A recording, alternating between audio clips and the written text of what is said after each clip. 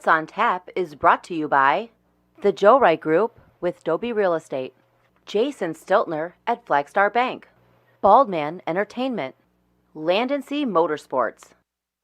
Buckle the fuck up. It's time to play the game. They are who we thought they were, and we let them off the hook. Time to play the game. You can't let that shit happen. You play to win the game.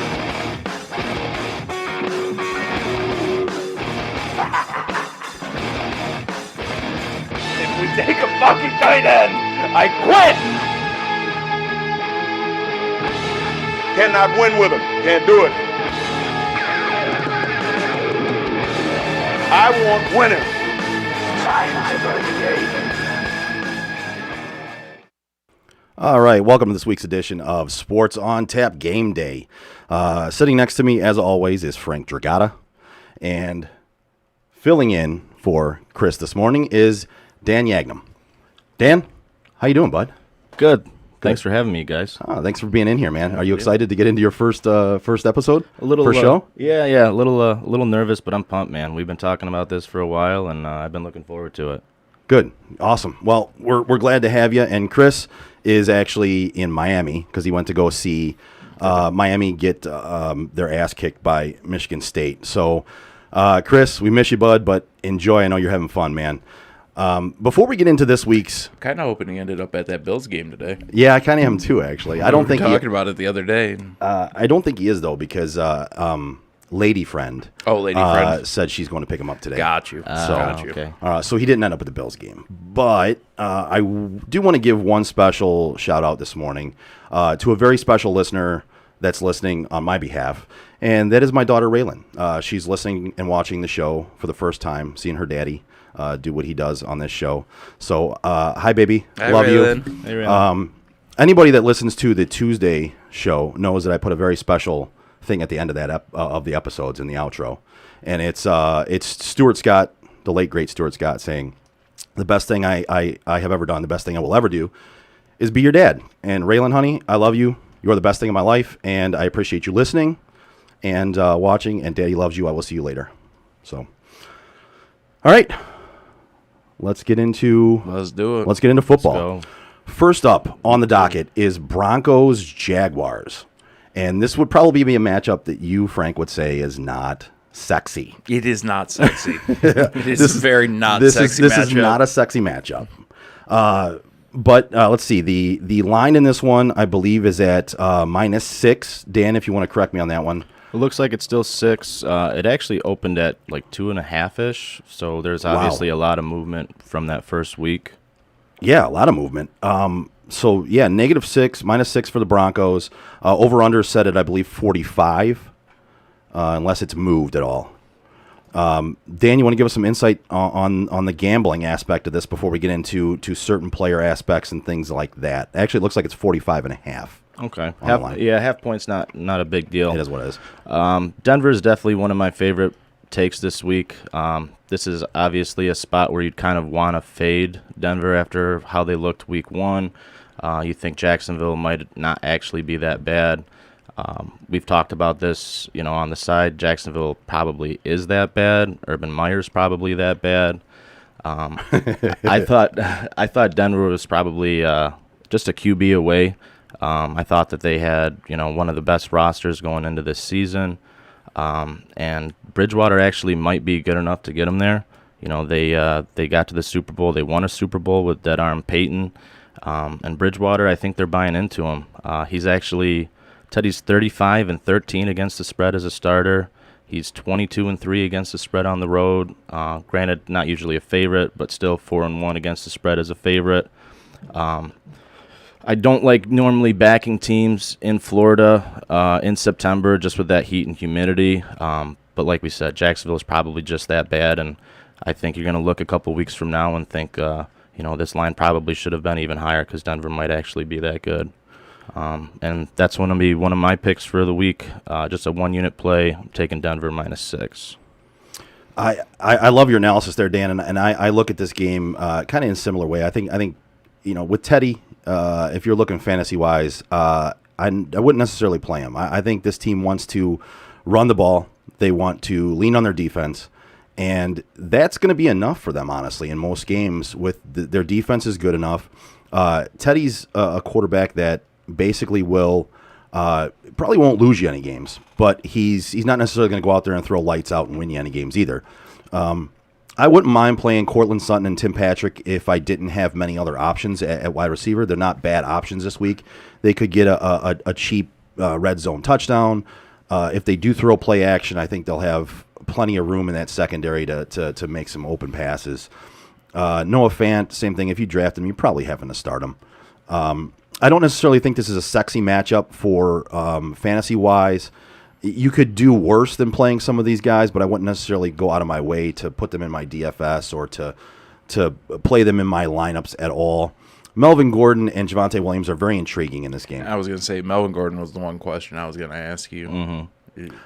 What is your take on him? Is this for real, or was this just a fluke week? Well, let's. One of his runs was like a 70-yard touchdown. Right. So That was the majority of his yards. yeah, Right. he had 11 carries. One of them was a 70-yard touchdown. So his numbers were inflated from last week. Gotcha. He had 11 for 101 and a touchdown. Javonte Williams actually rushed more times. He rushed 14 times. So in this matchup, I think they're still going to keep it even. Okay. You could do worse than starting Melvin Gordon in your fantasy league, though, because Denver will want to run the ball. They will control the clock with running the ball and their defense.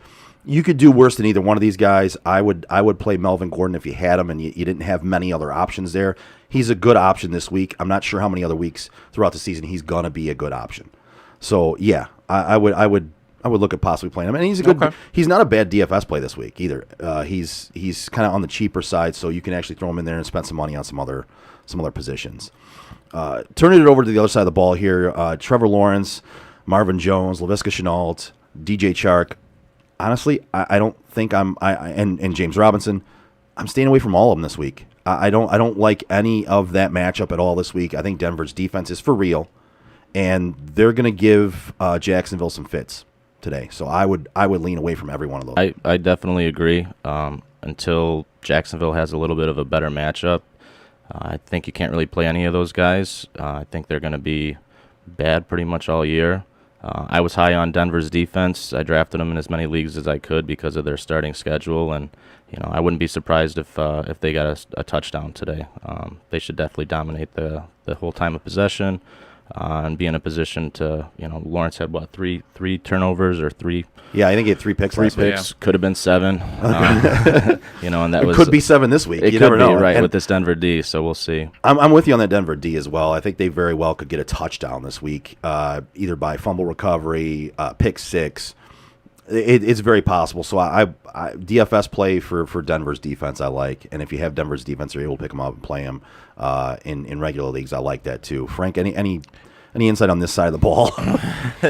The one question I actually had for you, Joe, is with Trevor Lawrence. They made such a big deal last week talking with everybody about how this kid's literally never lost Yeah. a game. Well, Like, yeah. a regular season game. He's Right. never lost.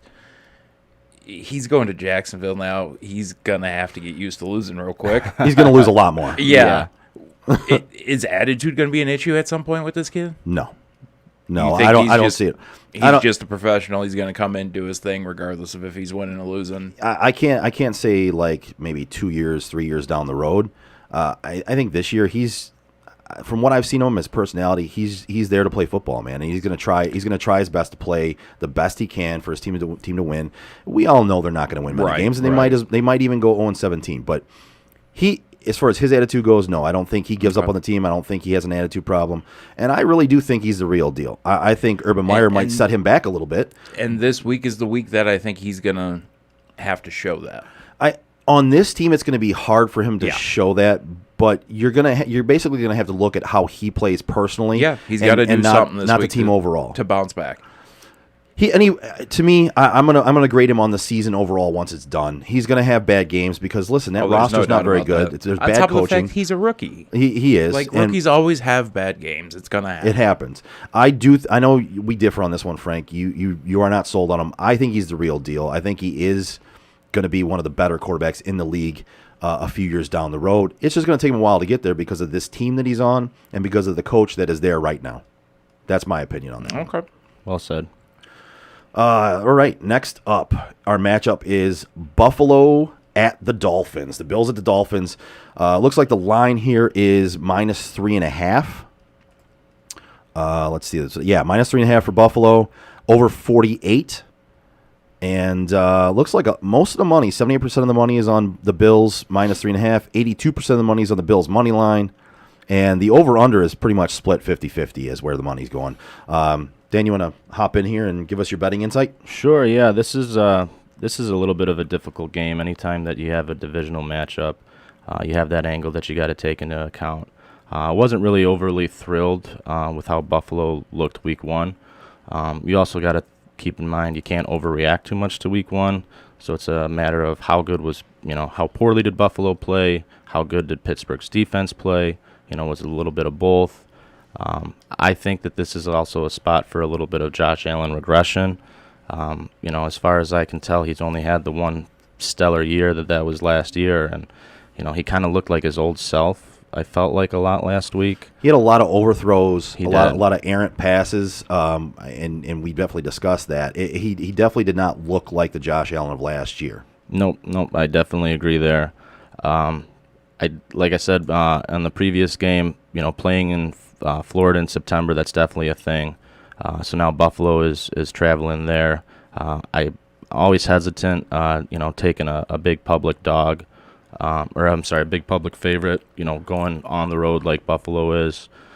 Miami has covered 5 of the last 6 in the division. I can see this being kind of a sloppy game. I'm not personally going to be betting this game either way. But Tua is actually 4-0 as an underdog against the spread. I'm not entirely sold on Tua myself.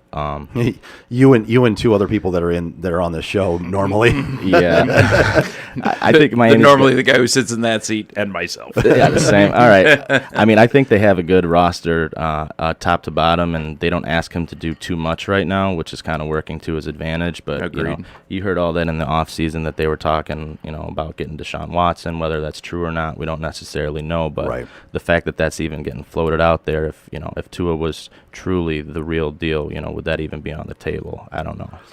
Well, and I think the question is, was it actually on the table, or was it just something that was media driven? Sure. And we never really found out one way or the other, and that's kind of the shame of it. And of course, if it was not media driven, and if it actually was from the team, they don't want to crush Tua's confidence now that they decided not to go that route. So they're going to try and keep that a secret as much as they can. Right. There would be no incentive unless it was a done deal for the team to put that out, because like you said, Right. that's going to have no faith in the kid.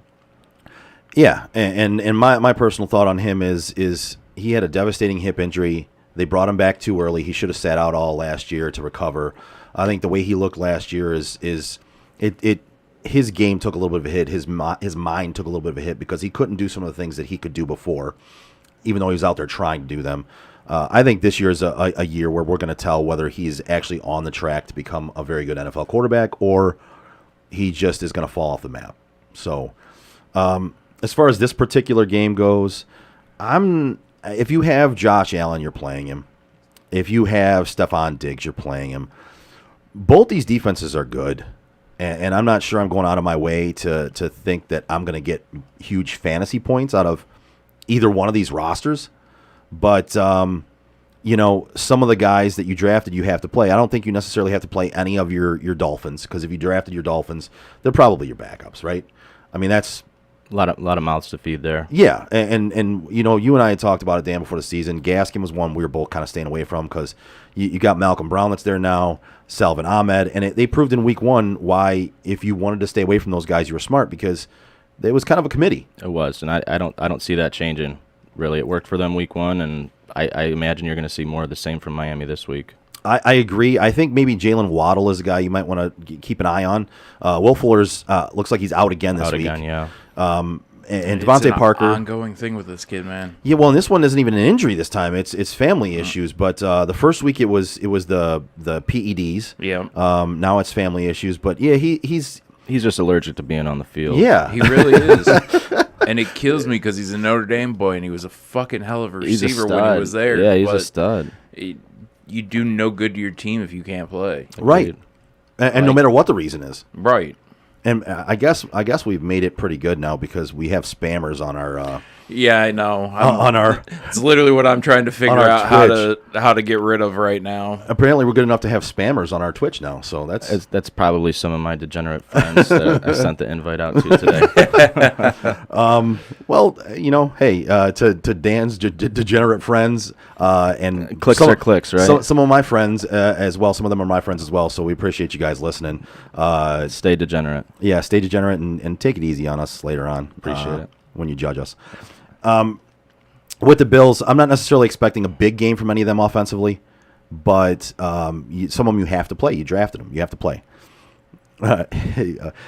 Somebody just went in and said, "Yep, laugh out loud. I'm one of them." So, degenerates. All right, we got another degenerate friend on there. All right, love you guys. Appreciate it. Got a long show ahead of us still. Thanks. Yeah. All right. I think we're gonna move on to the next game, guys. Right. So next game is one that I love.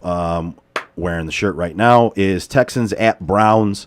Browns looking for a bounce back after last week of kind of giving that game away to Kansas City on several occasions.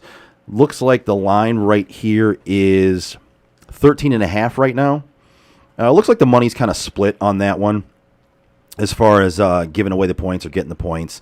Although 95% of the money is on the money line for the Browns, which I think is a smart bet.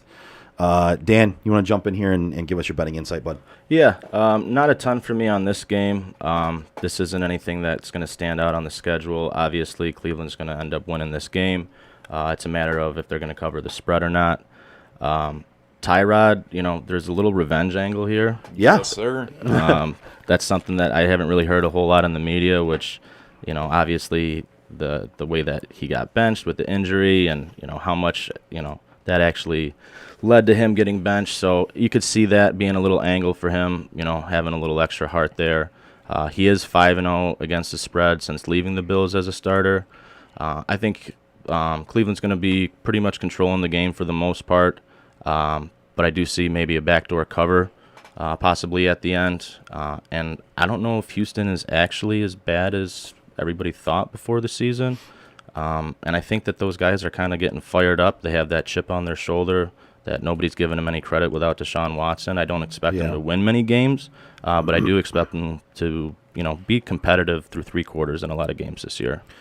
I think my question is, to me, it's are they as good as they showed last week against Jacksonville, or was Jacksonville just that bad? And I think, Frank, you were on the side of Jacksonville just that bad, right? It is definitely not a case for me, at least, that Houston is this great of a team. Tyrod's Tyrod. He looks fantastic when he plays, but there's a reason this dude doesn't play often. Like, it's just unfortunately the way it is with him. I'm excited to see what he does, like Dan was saying, about the revenge game. Like, I think that's going to be an interesting storyline for today. But outside of that, I don't see a reason to really watch this game. No, I don't expect to see it on Red Zone all too often, except for maybe a long Chubb touchdown. Right. Yeah, you're gonna see some run. I believe the offense of Cleveland is where you go here. Hunt and Chubb, I'm playing in my regular leagues and in DFS personally. Yeah, you can definitely start them both. I mean, if you have them both, you're probably starting them both most weeks anyway. Yeah, and I think last year's game against Houston, they both had 100 yards. And I believe they both had a touchdown as well. I don't recall the touchdown, I think, that one. But I do know they both had over 100 yards. It's one of those things where I think Cleveland's defense is a play this week. And I personally look at Houston as not really a team that was as good as they showed last week, because I think Jacksonville is just that bad. And I was proven that they're that bad. I thought they were going to be better than that. But 24% of the time, Patrick Mahomes was pressured last week in his dropbacks. And that was against a quality Chiefs offense. So I think Tyrod Taylor has some fits today against that Cleveland defense. I think if you want to play Cleveland defense in DFS, I think it's a good play this week. As far as that offense, maybe play Brandon Cooks. He had some pretty damn good numbers last week. Somebody's got to catch the ball, right? Exactly. For right now. He's the guy. He's the guy who's going to be catching the ball there, and he's going to get some garbage time points. I think Mark Ingram's numbers from last week are a little inflated. They're not going to be in this game as much, so he's basically one of those guys that's going to get the carries when they're winning. What did he have? 26 last week? Yeah, 26 carries for 85 yards and a touchdown. That's not going to happen again this week. Not even close. No, not even close. And they're going to be throwing the ball a lot more than they were last week. They're going to have to. Yeah, and so OBJ not in this game again this week. If you want to throw out Landry, and to me Schwartz is an interesting play. He looked damn good last week. He only caught 4 balls, but he missed on one on I believe it was like the last drive of the game where they were trying to come back in that game, and it was put right into his chest. He dropped it, but he gets open. He's fast. And he looks pretty good for a rookie. I wouldn't mind playing him in like a DFS play, or if you're down on wide receivers, if you drafted a lot of running backs and went a different route in fantasy and you have him on your team, this is one of those weeks where I wouldn't mind playing him. Frank, any insight on either one of these? On this game, you're our Browns guru, so like I just kind of step back and let you do your thing when it comes to those boys. Right.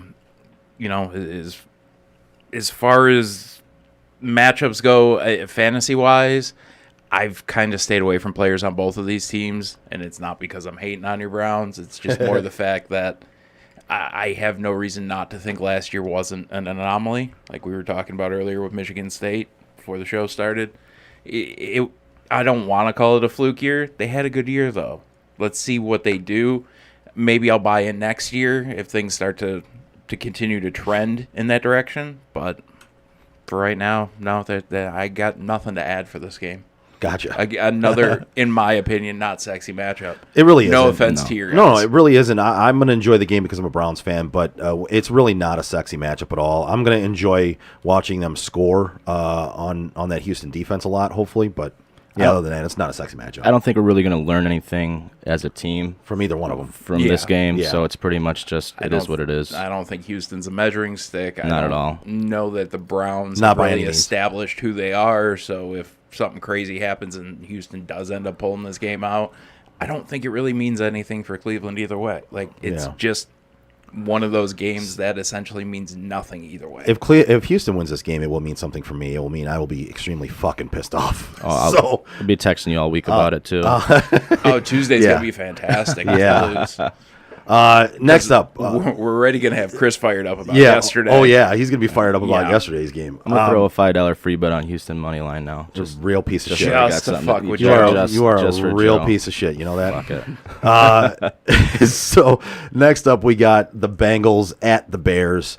This matchup right now is what I would call not very sexy. Personally, it's the line is at -1.5 for the Bears. Looks like a lot of the money is on the Bengals getting that 1.5. Over-unders at 44.5. And a lot of the money line money, 63% of the money line money is on the Bengals. And Dan, before you get into this one betting-wise, I actually agree with the majority of the money here. I would take the Bengals in this one on the money line, getting the 1.5. I would take them all day in this, personally. Dan? Since he's a big public dog this year or this week, one of the you just went over where all the bets are. They looked good, I thought, for the most part. Week 1, you heard in the offseason, how's Burrow's knee gonna do? Is he getting the yips? Jamar Chase, he can't see the ball because it's too big. I mean, he looked excellent. Which I don't know why you would draft a guy if you don't know if he can actually see the ball and he hasn't played football in the last 2 years. That was one of the funniest things I think I've ever heard when it came to NFL football. Did he really say he just can't see the damn thing? Like, because it's a different size now? But no, I thought he looked great. Too big. Too big. Yeah. That's something that that's not a problem anyone's ever had before. Not in this room, I don't think. No. Well played. Well played. Wasn't where I was going with it, but well played. It's been a weekend already. Yeah. I thought Joe looked really good. He looked really confident. Looks like he trusted that knee. He was planting really well. It wasn't a complete game by any means. It wasn't the hardest of matchups, but I did think that, overall they looked good. From a betting angle, though, just the fact that everybody is in love with Cincy after 1 week, maybe it's buying into a lot of that hype. Is there enough for them to... Well, so my question would be, Dan, is it they're buying into the hype of Cincinnati, or they're buying into the fact that the Bears are just not that good with Andy Dalton at quarterback? Yeah, and that's a whole different conversation right there, which we can actually get into right now. Is what are they doing with Dalton? Like, why not just play Fields right now? He looks good when he's in there. You know you're going to move to him. You're not going to be competitive this year. I've heard the argument, well, you paid him all this money. Well, you're going to pay him either way, so why not just get started with the guy that's going to be your future, right? Exactly. Honestly, my opinion on that, I think it's because Matt Nagy gave Dalton the word that he'd be the starter at the beginning of the season. And I Nagy's think for no other reason is why he's starting. Well, and Nagy for me is we talk about it, and Chris, I know Chris hates him As well. and it's he's one of those coaches that he makes decisions that you're like, what the fuck are you doing, man? Mind-boggling. And he sticks to it. He's very stubborn. It's like we talked about Stubborn. Tuesday with John Gruden. Yeah. He thinks he's the smartest guy in the room. Yep, and you're not going to tell him otherwise, Yep. right? Like, that is what it is. Apparently somebody says they have a squirrel logged into their ass right now. I'm going to guess that's one of your degenerate friends, Dan. Just a quick side note. So we had a golf trip last weekend, and a baby squirrel shot out of one of the trees, and one of the guys was looking for his ball, and we tried to put him back. He would not leave us alone. He followed our carts for like the next 2 holes, tried to put him back in the woods at least a dozen times, and then we're like, at that point, He was like, nope. I took him Not back. happening. I took him back to the condo with the 12 guys, and he started just burying himself in my shirt, and we named him Joe Burrow right after that. It was just too appropriate. Okay. And then I drove him 4 hours home, and he's in my backyard in a box right now. Are you serious? Yeah, Joe Burrow. I'll send pictures Wow. later. Yeah. That's fucking fantastic. Yeah. That I is think we're going to have to post those pictures to the SOT that is page on yeah. Facebook. Yeah, you're gonna have to shoot those over to me. That is not a story that I would have ever suspected I would hear on the show. That's fucking You're welcome. yeah. I guess I don't know what I'm thinking. I'm still waiting for my free gift card money from Caesars, and I want to buy a Joe Burrow jersey, and I'm going to take a bunch of pictures with the squirrel. with Joe Burrow. With the Joe squirrel. Burrow, yeah. We also Send him to have Joe Burrow. we also have Heather Waddell says, love you guys. You do a great job week after week. Keep it going. Heather, we appreciate you. Thank you. I love you. Kind words. And your husband, who's Bald Man Entertainment. So big shout out to Bald Man Entertainment, one of our sponsors as well. Awesome. Getting back to the game, though, just a couple more notes from me. I don't think the Bears looked that bad against the Rams. They definitely had some opportunities.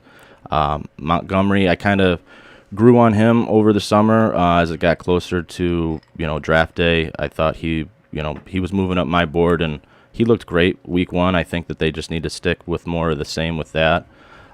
There's also a look ahead next week, which a lot of times when people are making their picks, they're not taking into account what the mindset is of the team in terms of their overall schedule. Right. You got Pittsburgh up on deck for Cincy next week, and I can tell you right now that they had that game circled probably in the preseason.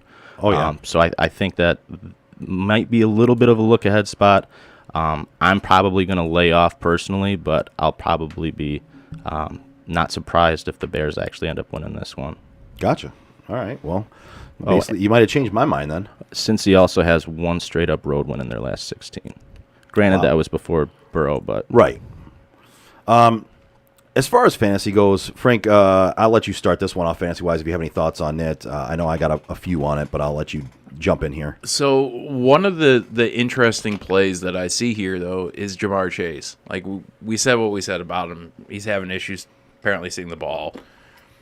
Too big. And, yeah, the ball is too big. But at the end of the day... That's what she said. At the end of the day, I watched the way him and Burrow played together last week. It's just an appealing level of chemistry that they have. And chemistry is something that you cannot put on paper. It's regardless of what somebody says, does. Chemistry isn't factored in. And they just have it. I'm going to give him a shot this week.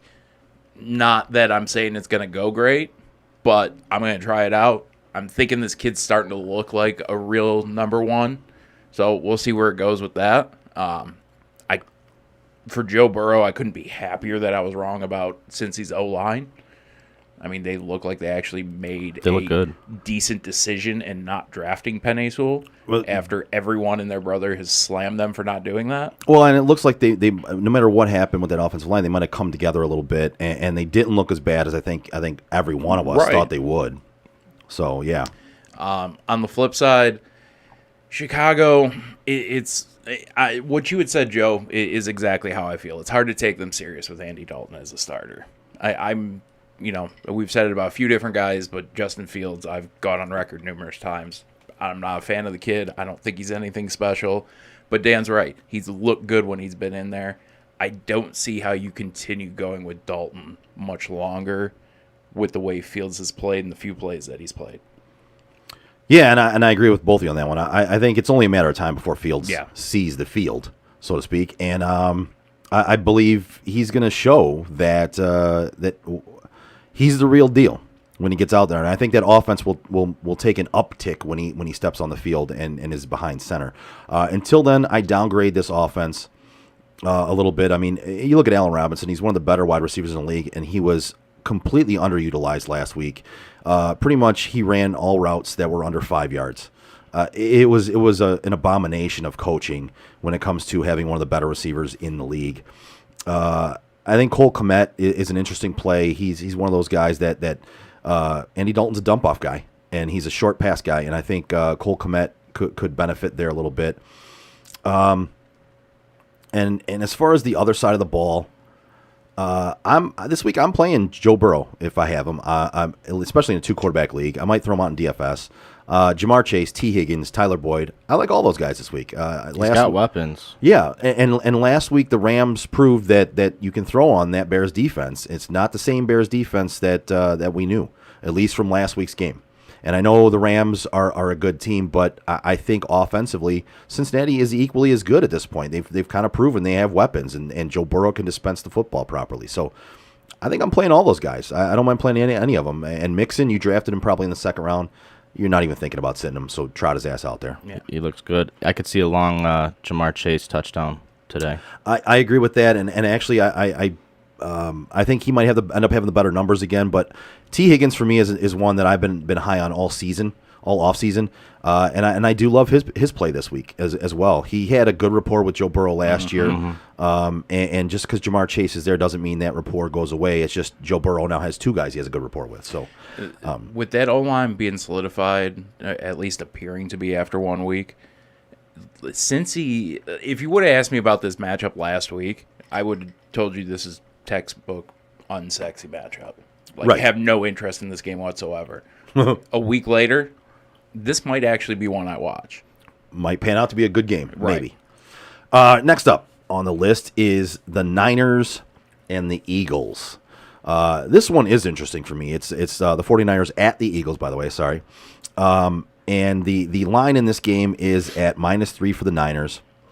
59% of the money is on the Niners at -3. 54% of the money is on the Niners on the money line. The over-under's at 49. Looks like 66% of the money is on the over in this game. Dan, how do you relate those numbers, and what do you got for this game? This is one of the ones that I've been looking forward to this week. Picks are already posted on the website, and I definitely like Philly in this matchup. I think that they've been pretty unlucky for the last couple of years in terms of injuries.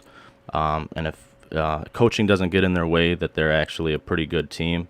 I think they have one of the better rosters. I have been bought into Jalen Hurts. I think he's a pretty good quarterback. In terms of San Francisco, they get this reputation that, this genius Kyle Shanahan, he's one of the best coaches, yada, yada, yada. Hasn't won more than 6 games in 3 out of the last 4 years. They have Green Bay on deck next week. Shanahan rarely covers as a favorite. Jimmy G rarely covers as a favorite. They're on a back-to-back road trip. Their secondary super banged up. Like I said, I do think the Eagles are a bit underrated. Even with that shit coach they have? Yeah, and I think they're kind of playing above him right now. And if they were to get rid of him, I think that they are actually maybe a 11-12 win team. I think he is textbook what you would call a back alley abortion for a coach. That dude is just more. so bad. But no, I think they have a good team. I think they do play above them. I agree with you there. They have Eagles have covered 5 straight as home dogs. I took them when they were plus 3.5. It's a 3-unit play for me. I'm going to sprinkle the money line as well. I definitely like Philly here. All right, I like hearing that. I kind of like Philly in this game as well. In my pick'em this week, I took them to actually win that game. We do have a question here on Twitch, and it's Jamar Chase or Eli Mitchell for flex. I personally lean Eli Mitchell. I do like Jamar Chase, but if I'm choosing between those two, most of the time I go with the running back in my flex if he's going to get good enough run and have enough opportunities. That's where I lean in this one. I'm not saying Jamar Chase won't have a good game. I would just lean Eli Mitchell in this one. Either one of you boys have a comment on that one? I'm going with Chase. I've actually thrown him in one of my leagues. Like I said, is it going to be the smartest play in the world? I don't know, but I'm going to take a risk. It's high risk, high reward right now with Jamar Chase. He's young. It's one game. I had just read in the comment section somebody had said that I think Higgins takes a step back. Burrow and Chase connection looks as strong as it does at LSU, or as it did at LSU. I would agree with that. Yeah, that was Cool Sex Falcon, by the way. Yes, Cool Sex Falcon. Sweet name. That's Nate. What's up, Nate? But yeah, that's exactly why I go with Jamar Chase in this situation. Okay. I think there's enough for both T. Higgins Yeah, I and agree. for Chase to eat. I completely agree with you, Dan. If it's PPR, I could see the argument for Mitchell. But I agree with you, Frank. I would go Jamar Chase. You have the upside and you have that chemistry. I'm taking him 9 out of 10 times in that decision. Gotcha. And also, Cool Sex Falcon said, yeah, but that zone blocking scheme they run on offense sets up gaps so wide I could run through it. I'm assuming he's talking about San Francisco's zone blocking scheme, which is true, which is one reason why I personally will play Mitchell. I think he just is able to run all day on that Eagles defense. I'm not saying the 49ers are going to win that game, but I think he has some gaping holes to run through. You just never know with Shanahan too. Like it could be He could be hasty today. You're right. It could be. You never know. He could trot Sermon out there after sitting him last week, and he'd get all the carries. Honestly, I wouldn't be Right. surprised to see that. So, you're right. So I mean, Never maybe trust. safer pick is Chase. Yeah. Just because of Shanahan. It is one thing I've been taught in my few years of playing fantasy football is that you never trust a Shanahan running back. Well, I did last week, and he got hurt again. There you go. He didn't even make it a quarter, man. Nope. So And I was like, we talked about it. I was so stoked to see this dude run all over the Lions defense. and he would have if he just stayed healthy, And because was Mitchell ran all over him. it was it like 12 plays into the game? Yep. Done. I don't even know if it was that many. He's 2 for 20. He's 10 yards of carry. This game, I wouldn't mind playing. If you have one of the running backs for San Francisco, hopefully you have better options. But if I would lean Elijah Mitchell over Trey Sermon. But like we talked about, Trey Sermon, after being sat last week, could come out and get every single one of those fucking carries, and it wouldn't surprise me. Right. The Niners offense, Deebo Samuel, Brandon Ayuk, Kittle. Kittle, if you have him, you have to fucking play him. There's no question about it, unless you just are in a league with like 4 teams. Because then you're- it's a bye week. right. Did you see Shanahan's comments on Ayuk? No. And he's actually one of the coaches that you can pretty much take face value what he says, and he's basically saying that he's not playing well enough to keep all the starting reps, that the guys behind him are pushing him. So I'm out on Ayuk. That sounds like a Shanahan comment. And actually, I was going to say, I'm even though Deebo Samuel's game last week 9 for 189 and a touchdown, I'm kind of out on him too this week. Actually, I don't necessarily like that Niners passing game. Deebo could go out and do that again, but again, it was the Lions last week. So I was going to say they basically ran out the 3 of us at corner. Yeah, so- Pretty much. So I'm not necessarily trusting any of that. George Kittle, you kind of have to play, but that Niners offense, I'm kind of a wait and see on that one to see how it starts playing out a little bit more and how they use their backfield and if that offensive passing attack can actually do anything with Jimmy G in there at quarterback, or whether they're just going to run the ball and use him as a game manager, which is kind of how I see it happening. His career. Kind of how they played it last week. Yeah.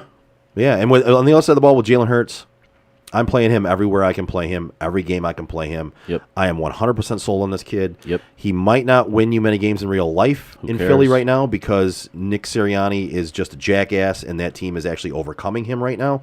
But when it comes down to Jalen Hurts, he's the real deal. He's going to get you points every week fantasy-wise. Trot him out there with all the confidence you have in the world. So, anybody else on that team? Devontae Smith? I do. Smith. Yeah, I do kind of like him as a wide receiver 3. He maybe had a flex. real nice game last week. He did. He did, and Caught 6 of 8 targets. and Rager as well. I Yeah. wouldn't mind playing him. I think they do pretty well in this game, and I think Devontae Smith is one that you're going to want to play week in and week out. I think he's going to prove that he's going to be the guy for Jalen Hurts, and he's going to be one of those guys that will get you points every week. Not usually big on the rookie wide receivers. I think that Same. the sophomores kind of get overlooked for the new flashy hotness. But you've seen with the guys last year, with Jefferson and some of these other cats that they put up numbers better than you would even imagine for a rookie. So you could see some of the same with Devontae Smith this year. They seem to have a good connection. I've been getting more into the prop bets, and I took it earlier in the week. They still had Devontae Smith receptions at 3.5, so I pounded the over on that. I'm pretty hell sure it's yeah. at like 4.5 now. So Nice. Even there, I like it. I still think he's going to get at least 5 catches. yeah. Nice. Yeah, so we have a question here, again, from Cool Sex Falcon. It's Landry or Parker in the wide receiver 3 today. Says he's also starting Chubb and Hunt in his flex. And you guys just have a boner for each other Yeah, with these Browns. It says, do I go dirty and start 3 Browns today against the Texans defense that did not look bad last week? As much as I like the Browns, I think I lean with Parker in this one, bud. I would play Parker. He's the main wide receiver there, and I believe he'll pan out better for you this week than Landry. Who knows? Landry could go out there against the Texans and light it up. OBJ's not back, but my choice in this one, before the game starts, before anything's played, I would lean Parker in that one. I don't know about you guys. I do think that I think even once OBJ does come back, I think that Landry's probably still going to be the guy. I've heard that OBJ's looked great in the offseason, but Baker's shown you through his first few years here that him and Landry are tried and true. Landry's just always finds a way to get open. He's got those hands. I'm not crazy about starting 3 guys on the same team. Exactly. But you do have that blowout potential, and pretty sure he's going to start Landry no matter what. All right, then. The one thing I do love about Landry is he's probably been one of the more consistent players in the NFL the last few seasons. Back when he was in Miami, I wanted to say he led the league in receptions last year in Miami. Oh, yeah. Yep. When he got to Cleveland, him and Baker developed instant chemistry. We've talked about it before. As soon as Baker stopped forcing the ball to OBJ and started using all of his weapons, I like Landry in that move. I know he's starting Hunt and Chubb, but I like Landry in that move. See, and that's one of the things that that's really one of the main reasons why I just don't like playing 3 guys from the same team in a game, especially playing a wide receiver and running back.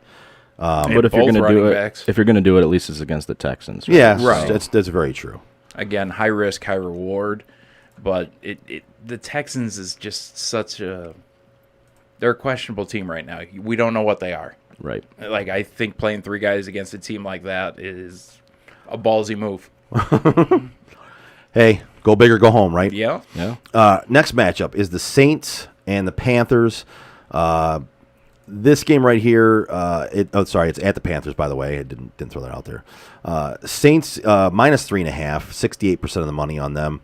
With the spread, 44.5 is the over/under. 75% of the money is on the over, and the money line, 74% of the money is on the Saints winning this game outright. Dan, take it away, bud. So this is going to be my 3rd posted pick, along with the Eagles and the Broncos, again for 3 units. I'm all over Carolina getting 3 in the hook. This is their 2nd straight home game. Anytime you got a team playing back-to-back at home, you're always going to have that working for your advantage. This is essentially a back-to-back road game for New Orleans. Remember the last week they played in Jacksonville, so even though it was a home game, they definitely weren't playing at home. They didn't have that dome advantage. Before week 1, this was pretty much a pick-em in my mind, and I think that's kind of what the look-ahead line was. I think that's a lot of movement based off 1 week. Sorry, I don't even want to know. I just saw. I'm glad I'm not looking at I this. just saw a comment up there. Go ahead, Dan. Sorry. Oh, my goodness. You always have to be careful too in the NFL with overreactions. No, I don't. I'm sorry. We'll get to that in a second. But I agree with you there. I gotta see now. No, so all right, so Plouffe puts out there. Do you think L. Bell is good and will start by week 3? No. Please, no. No, Joe. No. If he hasn't managed to crack that roster at this point, You're losing to Devontae Freeman. Yeah. Yeah, you're Yikes. that dude is still in the practice squad, and Devontae Freeman got moved up, and Latavius Murray was originally signed just to the actual roster ahead of Le'Veon Yeah. Bell. No. If at any point this year they have another 3 running back injuries on that team, then maybe Le'Veon Bell gets some run. But I'll give until you then, over under 3.5 music videos he makes this year. Bro. I'll take the over. I'll take the over as well on that one. You ever watch any of those? No. Actually, he had I take it back. Oh, my I've seen goodness. one. I've seen one, and they're just it was enough for me. But he thinks he's really good though. Didn't Antonio He also thought he was Brown really do good at that, too? football. Antonio Brown too. Wow. Well, his just You think we get a Love Bell featuring Antonio Brown? that would be a hell of a music video. But I wanna be there. Le'Veon Bell over under his music videos versus how many touchdowns he scores this year. Or even games played. How about that? Okay. Fuck that. Okay. Music Games videos. played, music I'm videos. gonna Yes. go real stupid. Yeah. More music videos are yards rushed for. Oh shit! In practice, More music videos or carries. yeah, I'm still going music videos. Still music videos.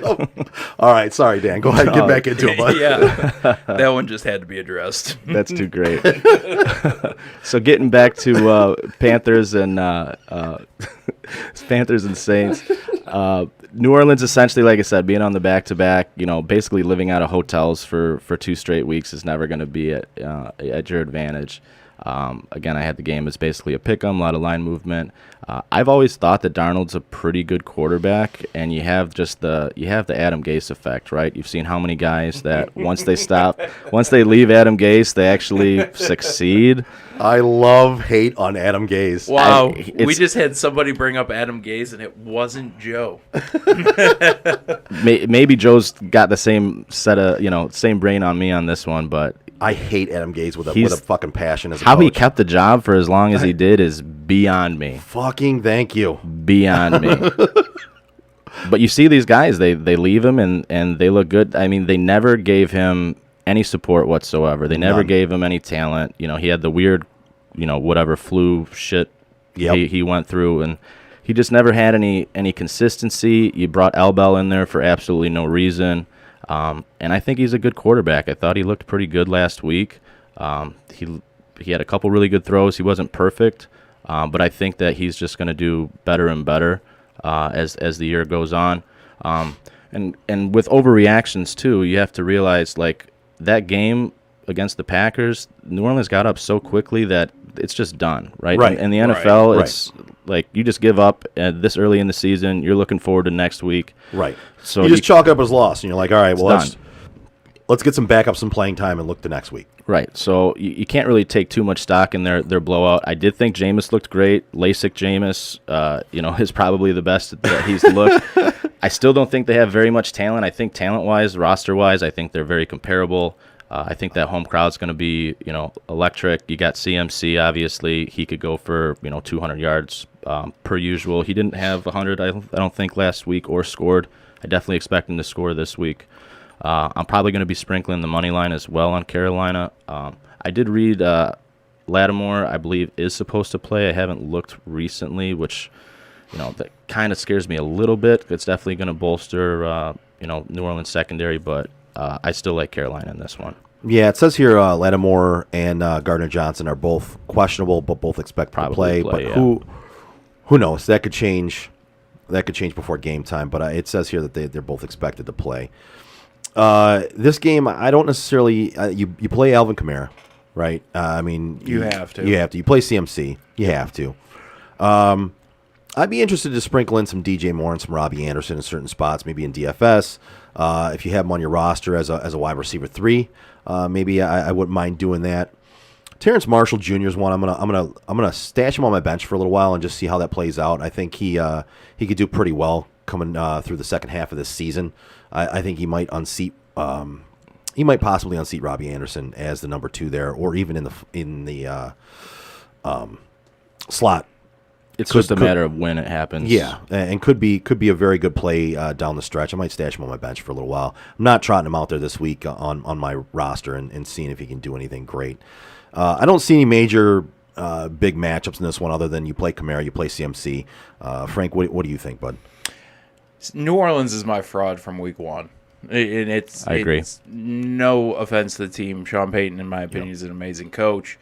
But when you go 14 of 20 for 148 yards and 5 touchdowns, I have no reason to believe that your team is for real. They didn't have to do anything. Right.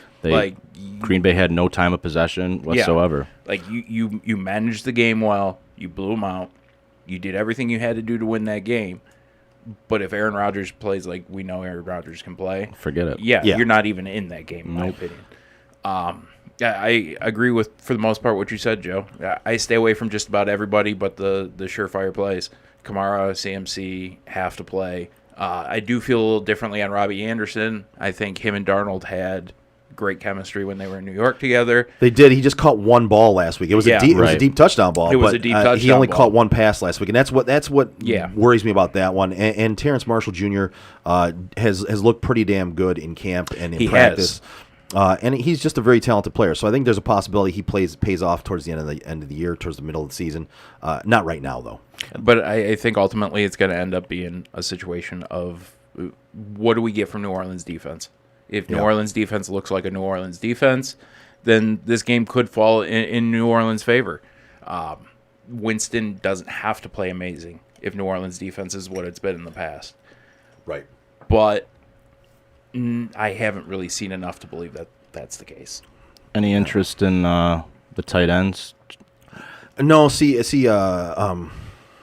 what's I forgot his name. So Adam Troutman, he was intriguing preseason. Everybody was kind of on his jockstrap. He was getting that buzz. Yeah, he had a lot of buzz preseason, and then Juwan Johnson came out and he caught three catches.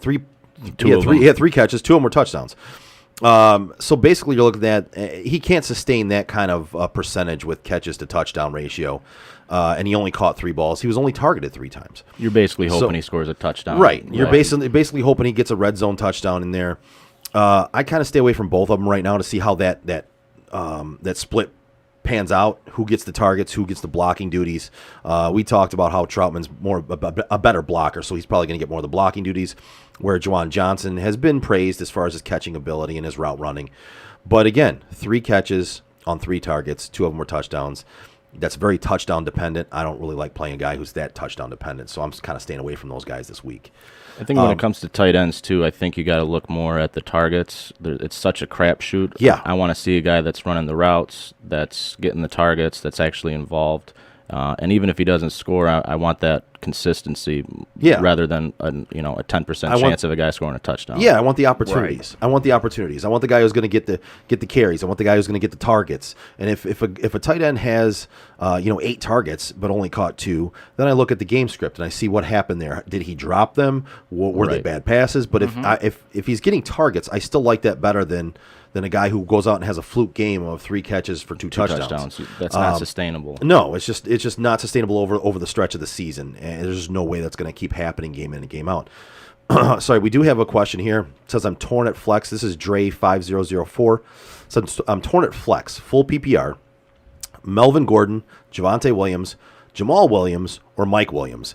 There's a lot of Williams there. A lot of Williams. And honestly, they're all good matchups this week, which is a very tough decision. Mike Williams has a chance to catch a long touchdown, if not maybe 2 against that Dallas secondary. And I think they're gonna be throwing a lot on that Dallas secondary. Yep.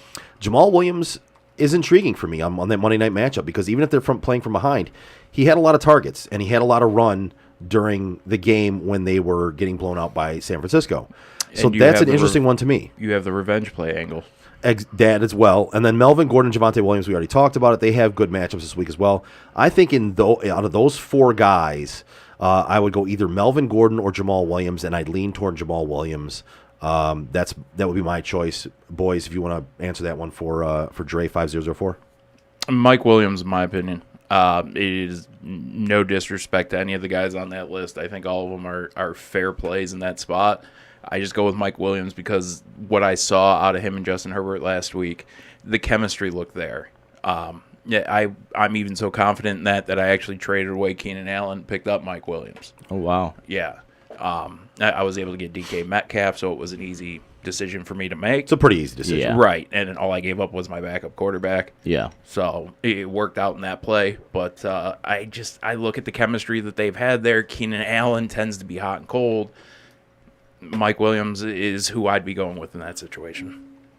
I'm going to agree, too. I'm going to go Mike Williams. Is this post sleeper Mike Williams actually coming through finally, like 5-6 years in? I mean, right. He did look great, though, and you could definitely see that rapport. He had what I'm looking at. He had 12 targets last week. That's huge. Like Joe, like you had mentioned, they're going against that Dallas secondary. There's going to be plenty of throwing. I could see maybe a couple of those targets going to Jared Cook. Well, that not only him, but Eckler also had no catches last week. Yeah. I don't expect that to continue. But even if he drops from 12 to 10, he'll probably still stay at 12 because they'll probably just throw more against Dallas. I think they're going to throw a lot. I think his floor is high, and I think the upside is definitely really high this week. Yep. And when you look at the Denver running backs, they could have a great game, they could both have a great game, or you don't have to worry about it. You just play Mike Williams. And full PPR is the selling point for me on that. Yeah. I mean, Mike Williams with 12 targets right there alone, say he catches 7, 8, if he has a repeat week. Yeah. Minimum 15 points Right. without a touchdown. Yeah. And that's one of the reasons why Just I'm going easy with Jamal points. Williams myself is he was very active in the passing game, despite the fact that DeAndre Swift was there. There's not a wrong answer here. He was very active in that game, period, whether they were playing at the beginning of the game, whether it was late in the game when they were behind. That's the reason why I gave my answer. But in this one, hey, if you want to go with Mike Williams, it's 2 against 1 in this scenario, and I don't hate Mike Williams' matchup this week at all. And in all honesty, he's a good play. Melvin Gordon has the Jags. Like, that's not out of the question either. Right. When you said you're torn, I understand why you're torn. That is a very tough decision. It's a good problem to have this week. Yeah. Unless you choose the wrong guy. Right. Which will probably happen because that's fantasy. Which would happen in my case because it happens a lot. And based on the advice you got, good luck with your decision. Right. Next matchup is the Rams at the Colts. I'm interested to see this matchup. This one is actually a sexy matchup for me. I love how we're just going to keep saying which matchups are sexy and not, so we're just going to keep rolling with that one. The Rams are minus 3.5, and Frank brought up the sexy matchups, and we're just going to blame it all on him that we keep saying fine. The Rams are giving away 3.5 in this one. 84% of the money's on the Rams, giving up that 3.5. The over-under's at 48. That one's about a 50-50 split, and 94% of the money is on the Rams' money line. Danny, why? Take it over, bro. I am kind of excited for this game. I don't think Indy is quite that bad. I thought that they had a really good roster coming into this year. Their biggest issue is the quarterback. When I looked at them in the offseason, I said, this team is awesome, top to bottom. Just don't sign fucking Carson Wentz. And then they signed Carson Wentz. That's exactly what they did. He's filling that seat well. He's a trash can. He's an absolute trash can. He's an auto fade for me. Absolutely auto fade. I think Chris is here in spirit right now. Chris is definitely here in spirit. Now, besides the quarterback, I do like their roster. Like I said, I don't think they're quite as bad as they were last week. I think that they're going to probably come out and play pretty much the same game that they did last week. Rams, we all watched that game. Everybody wanted to see how Stafford did. They weren't perfect, but I think we all thought that was a pretty hell of a debut for him there. Yeah. They definitely look like they could be, there at the very end, at least in the conference finals. One thing for me that kind of scares me is just that line sitting at 3.5. I feel like that's tempting for a lot of people after they played a primetime game. A lot of people are going to be on the Rams.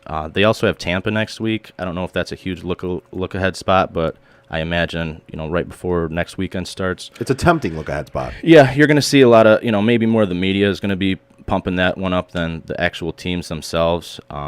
But I'm kind of surprised with the money coming in that the line's just held at 3.5 and not gone up to 4.5. But at the same time, it's like, if he couldn't stop Seattle, what are you going to do with that Rams offense? Lockett burned you, a couple times, looked great. Yep. And now you have the same kind of, you have a comparable quarterback, comparable receivers. If you don't change something, I don't know how you're going to keep up with the Rams. I don't. Yeah, I mean, I agree with all that. Carson Wentz is one of those guys that I personally believe that he got ruined in Philadelphia. I don't think it's as much him as it was Philadelphia, but he needs to prove himself this year. And in the first game, he hasn't done that. Through preseason, he hasn't done that. I gave him 1 week. I told myself, I said, I'm going to give this guy 1 week to not be a trash can, and he couldn't do it. He couldn't do it. And it's getting to the point where I told these guys I'm going to have to back off the Carson Wentz is not really the problem and hasn't been the problem. It's been mental and it's been Philadelphia. If he keeps playing the way he does, and I'm kind of backing off this week. I wouldn't trust him in DFS. I wouldn't trust him in my fantasy lineup. Jonathan Taylor, you're trotting out there no matter what. Nyheim Hines, I would roll out there in a PPR format as like a flex. I wouldn't mind that matchup.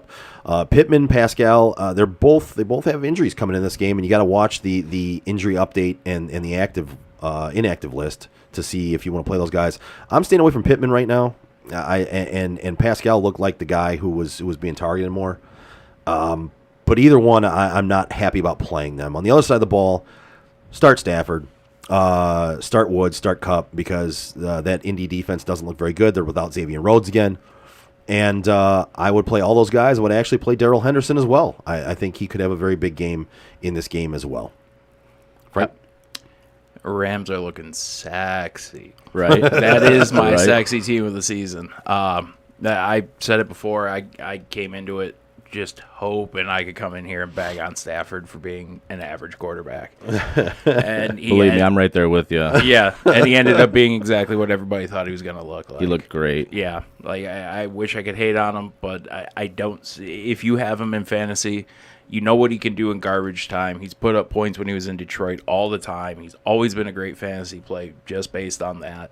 And now he's getting you good points, meaningful plays. Yep. I think Stafford, I don't want to say he's an elite fantasy quarterback, but he's definitely near the top tier of who you want to be playing this year. I have him ranked as my 10 this week. Okay. My top, he's in my top 10 this week. He's at 10. Sounds about right. I think that's going Yeah. to be a consistent thing for me in my rankings I every think he'll week. creep up even higher, Yeah. but yeah. Yeah. I would agree. I think he's a top 10 quarterback, and it borderline disgusts me to say that because this is Matt Stafford we're talking about. And I'm just talking fantasy-wise. I'm not Right, talking he's a right. top 10 in Oh, reality-wise. no, but No, God, no. Fantasy-wise with that offense, he's in my top 10 this week, and I think it's going to be a consistent Yeah. thing for me throughout the season. He's going to end up And he being gets in my top points. 10 most of the time. He gets you points, and that's all that matters in fantasy. Yep. Pure talent does not matter. Just get points. Yep. And the Well, weapons he's leadership got, doesn't matter. Like I've always questioned his leadership and But his. even that, like, doesn't matter in fantasy. Off the fantasy topic, Yeah. even his leadership looked like it improved last week. Like he actually looked like he was a quarterback. He didn't look like he certainly looked like he was having fun. He didn't look like Peyton Manning on the So sideline. Kelly says. But the real Kelly or the I'm fake glad. Kelly? I'm glad you saw where I was going with that one. Yeah. Maybe that's why I hate him so much, because she just doesn't shut the fuck up. Like, you're You know, not that's- relevant. That's another reason why I'm starting to hate on a few other people that whose moms and whose significant others can't stay off of social You're media. not. And You're stop not the talking to them. athlete. You're not the Yeah, athlete. shut the fuck up. Just stop. Who was the corner in Miami? Was it Grimes? Oh God, who was that? I know who. It sounds I'm right. talking about the original Yeah. wife Yeah. who would yeah, not yeah, shut yeah, up. yeah. Yep. Yep. Yeah, like I forget who it was, when but yes, she you're did right. it, everybody had enough. Jesus. And yeah, once Kelly Stafford started with this whole run in her mouth thing, Woof. yeah, it is what it is. But yeah, I laughed hysterically last week when they showed the wrong woman because That was great. I feel like that's probably a very humbling moment for Kelly Stafford to realize that nobody knows who the fuck you are. It probably was very humbling for her. And nobody cares who the fuck you Right. are. No. Just stop. Help take her down It a was peg. also, just on a side note, it was also so nice to listen to a Matt Stafford game and not hear about Clayton Kershaw. You're right, and it was the first time they didn't mention. I've never heard that one before. Do you know they were a college teammate or high school teammates or whatever it was? Do you know they knew each other? Do you know What? they're friends? What? Yeah. Oh my god.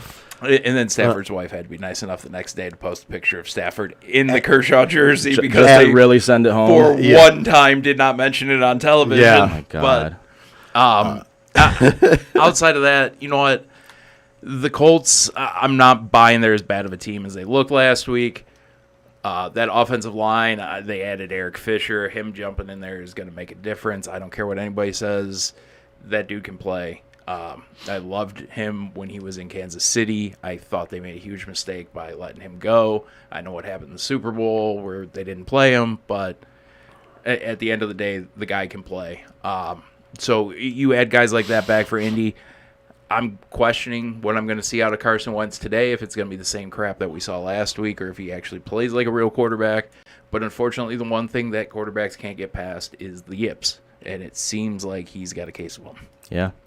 Yeah, it seems like he can't get past those mental issues that have plagued him in Philadelphia after that first year he had that was so good. But I was pretty not to interject, but I was pretty pleased with Jonathan Taylor's receptions. He had 6 receptions. Yeah. Last year you saw most of that activity going to Hines, so for him getting that kind of work, from week one, if that's a sign of things to come, then I'm going to wish that I had more Jonathan Taylor shares, that's for sure. Yeah, it bodes well for his season-long fantasy-wise, especially in PPR. But even in standard leagues, the yardage he gets after that will still benefit you greatly. So, yeah, it was a good sign. It was a good sign for Jonathan Taylor owners. And not something we normally discuss when it comes to these games, but tickets right now for that game, Oh, God. bottom price, $32. Oh, boy. Wow. I think the cheapest I've seen in the games we've gone over is just over $100. And then we drop all the way to 30-something with this game. They must have heard that Carson Wentz was starting.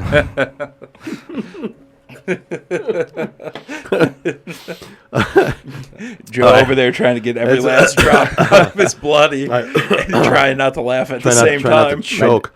I did do, and I took one other prop. I'll probably end up Yeah. throwing in some shit before one after the show. But I took one other prop earlier in the week, and that was on Jonathan Taylor reception yards. It was still sitting at like 16.5 or something wow. like that. So Yeah, that's nice. nice. Smash. Yeah, I definitely hit that one. That's nice.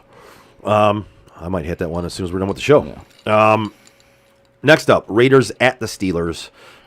This one is Steelers are getting 5.5. Looks like 55% of the money is, Raiders getting 5.5. Steelers minus 5.5. The 55% of the money is on them. Their 46.5 is the over. 63% of the money is on that under. And 70% of the money is on the money line for the Steelers. Danny, take it away, bud. I like Pittsburgh here. Their defense looked great week one. Did Buffalo regress, or is Pittsburgh that good? I think it's more of the latter. I think Pittsburgh is that good on the defensive side of the ball. I absolutely agree. The biggest question for me is if Ben is cooked. He did not look good by any stretch of the means, and I think he's only going to probably get worse as the season goes on. But this should be a buzzsaw game. Back at home, fans in the stands, Heinz Field. You got a short week for Vegas that they went to overtime. I know a common misconception is, West Coast teams for 1 p.m. games coming across the East Coast that they don't perform well. I did a little research into that, and West Coast teams actually do cover quite a bit coming west to east for 1 o'clock games, with the exception of John Gruden. He just doesn't travel well for some reason. Wait a minute, Gruden's not the best coach in the NFL? I was shocked when I read it. I really was. Did anybody tell him this? He thinks he's still on ESPN Monday Night Football sometimes. I bet. He's a character, man. Oh, my gosh. He really is. It is so is. frustrating being a Raiders fan, having that man. Jacobs is out, right? Yeah, they yeah. declared him out a couple days ago. And they're going to go with the third string back as their primary back. Kenyon Drake's role's not changing. Okay. And they're going to go with the third string to take over Jacobs' role. I was going to say, I also heard Peyton Barber? Yeah. Yeah. I also heard a story. Kenyon Drake was in the strip club after the game on Monday night, so I'm sure that's not helping anything. Yeah, that's probably why he's not getting the start. Yeah. That's probably it. I'm probably going to take Pittsburgh, maybe half a unit, throw $50 out there, something like that. But one thing I kind of want to pay attention to as the season goes on, you didn't have any fans in Vegas last year, and now this is a whole different dynamic. teams have never gone and played in Vegas. So it'll be interesting to see how they perform, the week after they play in Las Vegas. And it's also going to be interesting to kind of see how Vegas, their own team, travels after playing at home, I feel. Yeah. It that game last week was rocking, man. It was cool to see fans in the stands again, but they were looking forward to it in for sure, you Vegas. could tell. It was awesome. In this one, fantasy wise, I don't think you can get any better than Darren Waller. I mean, the dude had 19 targets in week 1. That caps the wide receivers' targets. They're pretty much all capped at target wise. Darren Waller's going to get the majority of targets almost every week. The guy's a stud. You play him no matter what. Carr zones in on him. I mean, that's who he's going to on 75% of his dropbacks. It's his almost. First read, second read, third Right. read, fourth read. That's it. That's it. And if Drake's on the field, he's pretty much the only other read. at this Right. point. Outlet. And as far as that goes, Josh Jacobs being ruled out, I don't touch any of that backfield at all in this either. game, especially against Pittsburgh, who looks like their defense is the real deal. I tend to agree with you, Dan, in that it was more Pittsburgh's defense than it was Buffalo's offense. As far as Pittsburgh goes, Najee Harris for me is a great play this week. I love that play this week. 100% of touches. 100% of the touches out of that backfield, and it's a decent matchup against that Raiders defense. I believe Najee's a great play in DFS. A lot of people were on him week 1, and I think they'll be off him this week. They'll be off him this week, which is sneaky why play. I'm all over him this week Yeah, in DFS. I agree. And if I have him in my fantasy league, you draft him high enough, you got to play him anyway. But I would roll him out there and be confident that he's going to have a bounce back week this week. As far as the wide receivers go, I kind of stay away from Claypool this week. I don't think they're going to have a lot of deep passes open, but I think Roethlisberger is going to dink and dunk. I think Deontay Johnson and Juju Smith-Schuster have okay weeks this week as far as target-wise and as far as maybe picking up some yardage after the catch. How do you guys have their receivers ranked 1, 2, 3 if you had to pick? I think Deontay Johnson's the better receiver out of all three of them. I would rank them as far as what I think they are. Deontay Johnson, Claypool, and Juju. As far as talent-wise, what I see. As far as in this game, I have Deontay and Juju, and I'm sitting Claypool. I agree. I think in real life, I think that's probably how I would rank them as well. And I think for fantasy, I think you're just going to kind of see this rotation where it's going to be hard to predict week to week with those guys who's going to be getting more of the touches, especially when Ben's looking as shady as he is already. Well, and that's why I would go with the dink and dunk guys this week. I don't think there's going to be anything open deep, and I'm not sure Ben can throw it deep anymore. I agree. I question that arm, man. Ben looks like Drew Brees last year. Or Phillip Rivers. Yeah, or Philip Once Rivers. once they fall With off, that shot put. Yep. they fall off hard. Yeah. You saw it with those guys. You saw it with Peyton, and it's like once they hit that wall, it's done. And then That's it. not to go back to the game, but it's what I'm questioning right now with Jameis. Yeah. Yeah. Like, Jameis has not shown me any reason to believe he can still throw a deep ball. So, I think you'll see more of who the Saints are today than you did week 1 for sure. and I agree I'm with looking that. forward to that game. And actually, now that you say that, that's what I feel like with Vegas. I think you're Yeah. going to see you saw a really hot defensive line last week. I talked about it on Tuesday. I love the way that D line played on Monday night. But at the end of the day, the ambiance of having the new stadium and everything, and how gunned up everybody was. That definitely helped, right? Oh yeah, Definitely helped. Yeah, and you have who's the DJ guy that Chris told me was there? Steve Aoki. You have Steve Aoki. You got Ice geez. Cube, Ice Cube was there. You've got Lil Jon in the black hole. You've got It was an event. yeah, Like it was something that made me want to go to Vegas. 100%. But as great as all that stuff is, that's not going to translate on the field every week. It just not. I would love to sit here and tell you play the Raiders defense based on the way they looked in week 1. I would hold off. I let them play the Steelers, give them a week or two, see how they look before we start jumping to any conclusions on how that team looks. With the Steelers offense, I like Claypool. I just don't like him this week. And I agree with you there wholeheartedly. That is a rotation. Dan asked us to rank them 1, 2, 3.